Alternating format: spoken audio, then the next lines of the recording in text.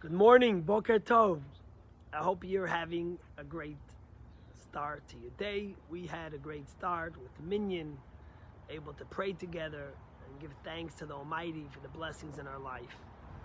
I want to talk to you about something interesting in this week's Torah portion and leave you with something that I think is important for our lives. In this week's Torah portion, we read firstly about the candelabra, the 5-foot tall candelabra made of pure gold with all the intricate details that was lit every morning in the temple. The second thing we read about in this week's Torah portion is the trumpets. The trumpets was what Moses used to gather the Jewish people when he had to speak to them, and it also was used on all the holidays for celebrations to bring joy to the people. The Torah tells us that these two items, plus a third item, the cherubs, which we don't read about in this week's Torah portion, but those were the angelic baby-faced wings that were on top of the Holy Ark. These three items had to be made miksha achas. They had to be made out of one pure piece of gold. That means that whoever was crafting them, anyone that knows about crafting gold or silver, knows that you could take a few pieces and mold them and then put them together. When it came to these three items, you had to craft them out of one pure piece. And imagine, the menorah, the candelabra, was the most intricate piece of gold that was in the temple. You know how hard it would be to make it out of one piece of gold and then craft it? Also, the cherubs was one of the most intricate things. So why did it have to be made out of one piece of gold? Besides, when it comes to everything else, the altar, there was an altar made out of gold. It didn't have to be. When it came to the kiyar, the washing basin, when it came to the trays that held the bread in the temple, it didn't have to be made out of one piece. Why did these three things have to be made out of one piece of gold?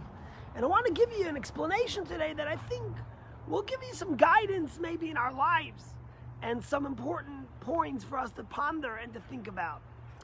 You see, these three things represent three important things in our life. The first one, the cherubs, represent education. They were angelic baby faces. It represents the way we educate our children. The second thing, the candelabra, the rabbis say the whole idea of the candelabra was there to emanate light to the world, to be able to stand there as a beacon of light for others, for the whole world. It represents leadership, the rabbis tell us. The menorah represents what it means to be a leader, to give light and warmth and inspiration to others. And the trumpets, of course, represent happiness, joy, celebration, inner contentment. The rabbis tell us, the Torah is intimating here with telling us that it has to be made out of one solid piece, to tell us that in these three arenas of our life, in these three areas of our life, we need to be whole. We need to be one, not dichotomized. We need to have true inner wholeness in order to be able to be good educators, in order to be able to be good leaders, and in order to be able to have true happiness. And let me explain. When it comes to education, in order to really impart on our children and to nurture and to educate them the right way, our kids can't afford to see one thing and hear something else. We can't tell them something and then do differently, or we can't do one day this way and one day the other way. Our children can't afford to be confused, not to get proper direction and focus in their lives. So the first thing we need is, when it comes to education, the cherubs have to be miksha achas. We have to have wholesomeness. You know, someone once came to the Lubavitcher Rebbe and he said, "Tell me, what does it mean to be a good educator?" And the Rebbe told him something so beautiful. The Rebbe told him, you know, the famous story with King Solomon, when these two mothers, King Solomon was the wisest man to live, and these two mothers come and they're both fighting over this baby. And one says, "This is my baby." And the other one says, "This is my baby. I want him. I want him." King Solomon has to figure out whose baby it is. So King Solomon says, "You know what? You're both fighting over the baby. The rule is, if there's two people fighting over a talus or anything, you split it in half. So let's cut the baby in half. One takes half and the other takes half, and finish." Of course, the real mother said, "Are you crazy? I'd rather give it to someone else than cut my baby in half." And the other mother, who wasn't the real mother, said, "No problem." And King Solomon says, "A real mother would never cut the baby in half."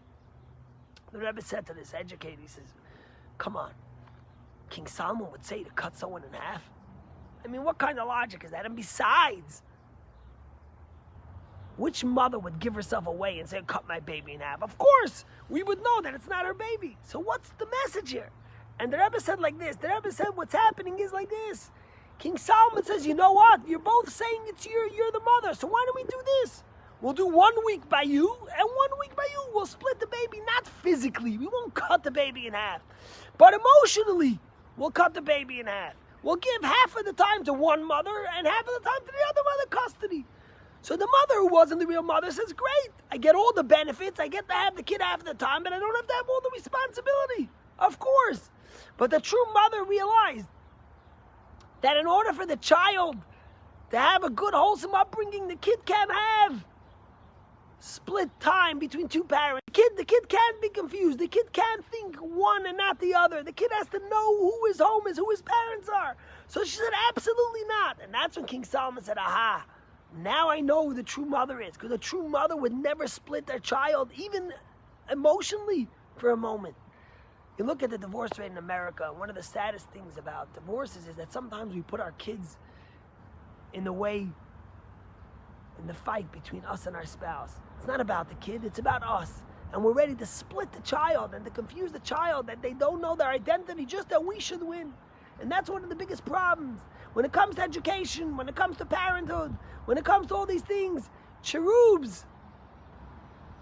Education has to be miksha achas, it has to be whole. So that's the first thing. And it's important for us as parents, as educators, as leaders to know. Not as leaders, that's second. The second thing is leadership. So the menorah represents leadership. You know, one of our biggest crises in America today is that most leaders, they respond to the polls. They don't have conviction in what they're leading and how they're leading. They see what people want and that's what they do. That's not a healthy way of leadership. True leadership is when you understand what truth is, when you know what you believe in, when you lead from conviction, when you lead from wholesomeness, one piece, knowing that there's one Torah, knowing that there's one God, knowing what your opinion on morality is, not saying one day like this, the next day like that. You know, the Gemara says an interesting thing. The Gemara says that when Mashiach comes right before the time of redemption, the face of the generation is going to be like the face of a dog. Hey, I know we all love dogs, so don't worry. But the question is, what kind of message is this? So the Kotzker Rebbe, Rebbe Nachum Mendel of Kotzk, who was a Hasidic leader, lived almost, I think, 200 years ago, one of the wisest Hasidic leaders. He was very sharp. He says, you know what it means? You ever saw a dog walking with its owner?